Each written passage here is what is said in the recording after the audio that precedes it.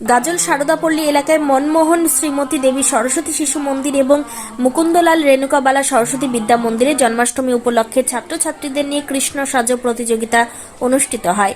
এই প্রতিযোগিতায় শতাধিক ছাত্রছাত্রী কৃষ্ণ সেজেছিলেন। এবার এই অনুষ্ঠান 25তম অনুষ্ঠান। পশ্চিমবঙ্গ সরকারের সিনিয়র অডিটর পার্থ চক্রবর্তী বলেন, এখানে এসে খুব ভালো লেগেছে। এই বিদ্যালয়ের শতাধিক ছাত্রছাত্রী অপূর্বভাবে কৃষ্ণ সেজেছেন। তিনি বলেন, শিশুরাই আসল কৃষ্ণ, তাই তাদের মুখে হাসি দেখে খুব ভালো লেগেছে। সবাই অপূর্বভাবে কৃষ্ণ সেজেছেন। প্রচুর দর্শক এই প্রতিযোগিতা দেখে আনন্দ উপভোগ করছেন। এই বিদ্যালয়ের প্রধান আচার্য আনন্দমোহন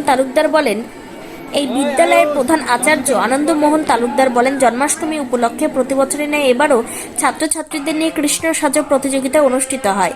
শতাধিক ছাত্রছাত্রী এই প্রতিযোগিতায় অংশগ্রহণ করেন। এবার এই অনুষ্ঠান 25তম অনুষ্ঠান। এই অনুষ্ঠান দেখার জন্য প্রচুর দর্শকদের সমাগম হয়। এই প্রতিযোগিতা দুটি বিভাগে ভাগ করা হয়েছে।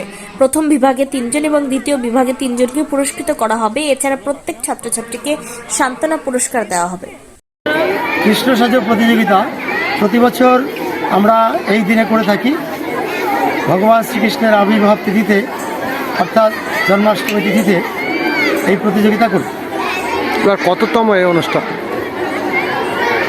কত বছর ধরে করছেন? প্রায় 25 বছর হতে চলবে এই অনুষ্ঠান আমরা করছি। শ্রীকৃষ্ণের শুভ জন্মজয়ন্তী অর্থাৎ আজকে শুভ জন্মাষ্টমী তিথি।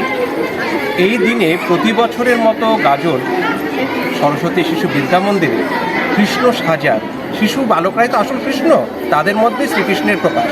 তাদের নিয়ে কৃষ্ণ সাজার একটি শুভ অনুষ্ঠানের আয়োজন করা হয়েছে। এখানে সব শিশুই অপূর্ব সুন্দর, কিন্তু তাদের মধ্যে আমাদেরকে বেছে নিতে হবে তারা সবচেয়ে সুন্দরভাবে নিজেদের তুলে ধরেছে। এই অনুষ্ঠানটি কিছুক্ষণ আগে শুরু হয়েছে, আমরা বেছে নিচ্ছি।